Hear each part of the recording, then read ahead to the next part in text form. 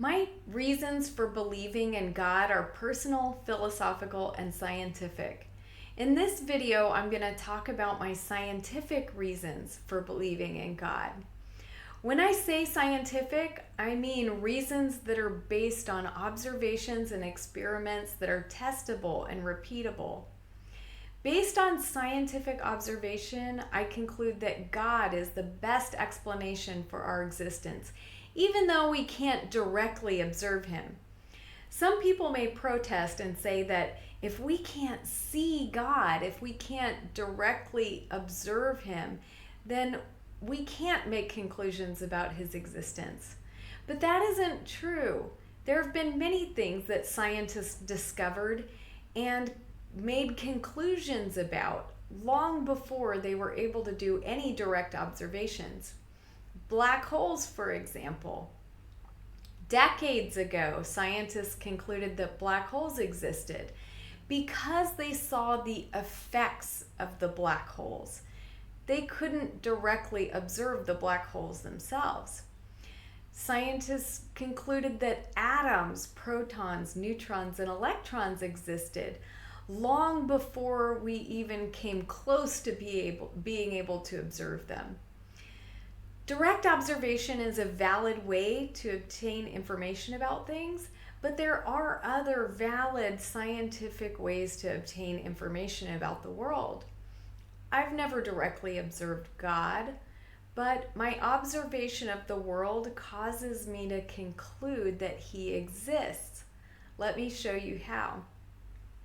If I told you that this robot came together spontaneously over millions of years, would you believe me? You can clearly see that this robot is a machine built by a designer. Yet, people are willing to believe that the human machine that this robot's design was based on somehow came together spontaneously. Please think about this.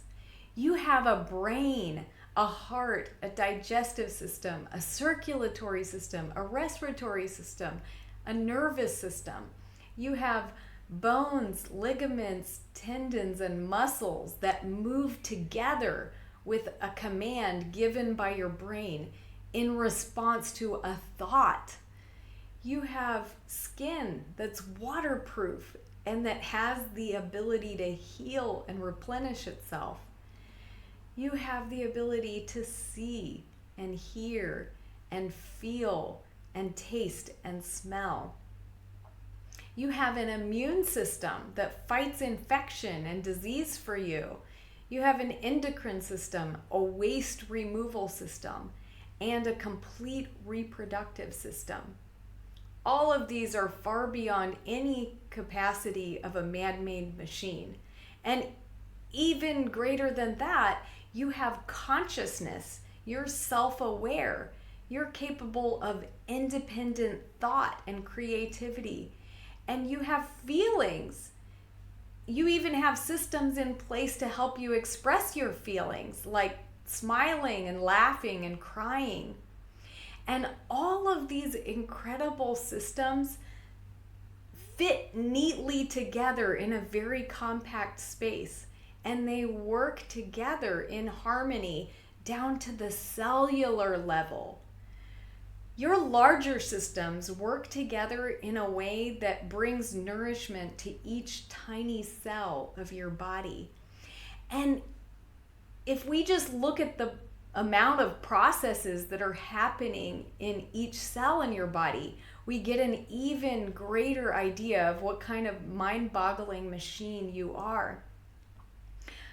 It's difficult to even capture in a single diagram all the processes that are happening in each cell. And each cell has the DNA containing all the information to recreate your body systems from scratch, and the power to carry out the instructions in the written code.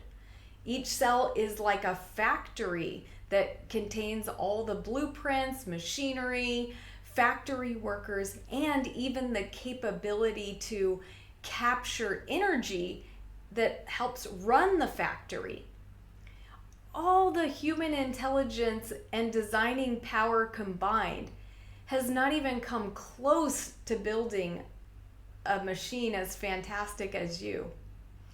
When I apply logic and scientific observation, my conclusion is that this fantastic machine must have a designer. I don't need to see the designer of the robot to know that a designer exists. And I don't need to see the designer of the human machine to know that the designer exists. We've only briefly talked about the magnificent human machine, but the world is full of magnificent biological machines that are clear evidence for God's existence. There's no scientific evidence to support the idea that these machines could assemble themselves, and scientists recognize this. Professor of Physics Dr. Paul Davies says, the emergence of life and mind from non-living chemical systems remains one of the great outstanding problems of science. We have no scientific observation that leads us to conclude that machines can assemble themselves, but we have abundant scientific observation of machines that have been built by designers. All over the world, we have examples of machines that were built by designers and inventors and engineers.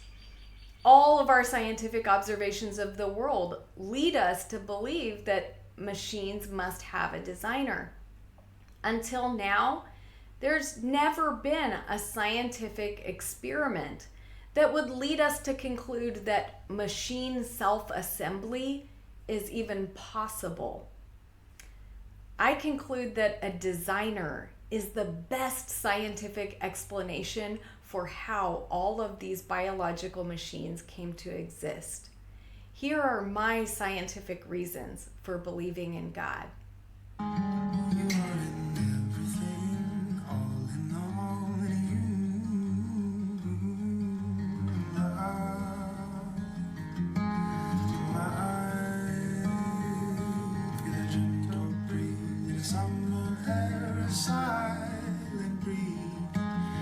Western seas in a tidal wave, a wild scene.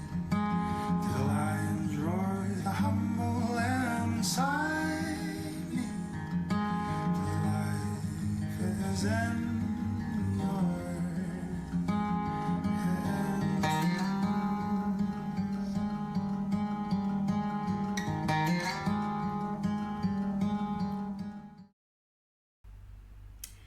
How could a chemical sludge become a rose, even with billions of years to try? It can't. Roses were created by God. God created you, and He loves you. More to come on this topic. Thanks for watching.